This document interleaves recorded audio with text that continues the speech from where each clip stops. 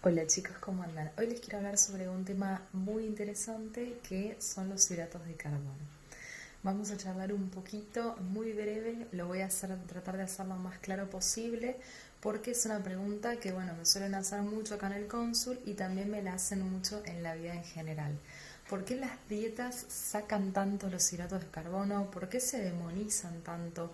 ¿Por qué hay tanta guerra contra el hidrato? Porque en realidad hay un montón de alimentos que son hidratos de carbono que normalmente no los tenemos en cuenta como tales. Entonces se suelen sacar los que son por ahí un poquito más calóricos, que son las pastas, todo lo que son las masas de tartas, las empanadas, la pizza, el arroz, todo lo que conocemos, la papa, la batata. Pero, ¿qué pasa con el hidrato en sí? Hay un montón de cosas, de alimentos, como les decía hace un ratito, que son hidratos de carbono. Por ejemplo, todas las frutas y todas las verduras.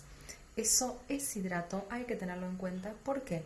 Porque a la hora de hacer un plan de alimentación o de tener una alimentación correcta, hay que tratar de distribuir bien todos los nutrientes. Cuando hablo de todos, hablo de los tres, no solamente decir es muy difícil llegar al requerimiento proteico diario. Entonces, cuando decimos por qué bajan, sumado a que la proteína se metaboliza de otra forma, eso es algo real, es algo que pasa. Normalmente el hidrato de carbono es la fuente de energía, sí, pero tanto la proteína como las grasas tienen un montón de funciones extra.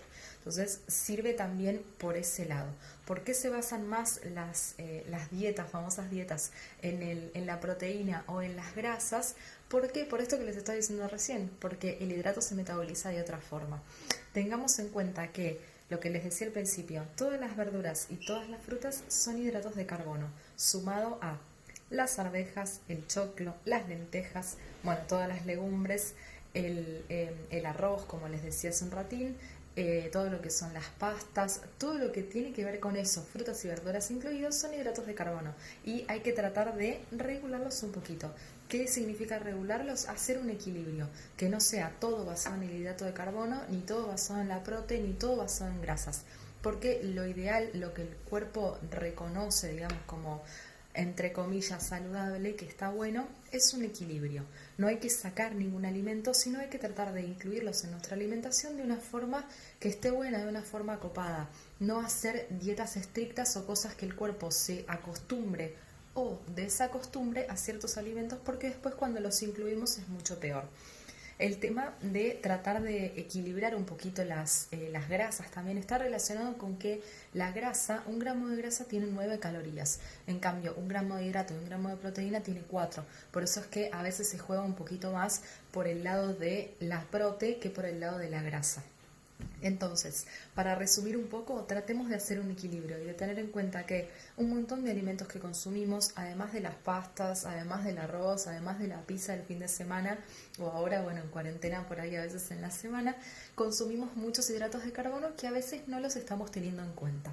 Una vez me dijeron que un paciente me dijo que consumía frutas durante el día porque la fruta no tenía calorías. Y eso es algo errado, porque la fruta, todo lo que consumimos tiene calorías. La fruta también tiene calorías y todos los alimentos, todo lo que ingresa por la boca, sacando el agua mineral que tomamos, tiene calorías. Hay que, salvo, obviamente hay algunos edulcorantes que tienen muy poquito o hay algunas verduras que tienen muy poquito, pero tiene calorías y hay que tenerlo en cuenta. No quiero que se persigan con eso, con ese nombre, esa palabra fea, caloría, porque la caloría a veces nos hace tener una dieta desequilibrada, un plan desequilibrado, porque uno dice, cuento calorías, es muy fácil, sí, pero en realidad no estamos teniendo en cuenta qué componentes estamos incluyendo dentro de esas calorías. Por eso es que a veces cuando uno simplemente cuenta calorías y basa su alimentación en el hidrato, igualmente es que no logra bajar de peso o no logra tener una alimentación equilibrada, no logra lo que a mí me gusta mucho, que es la composición corporal.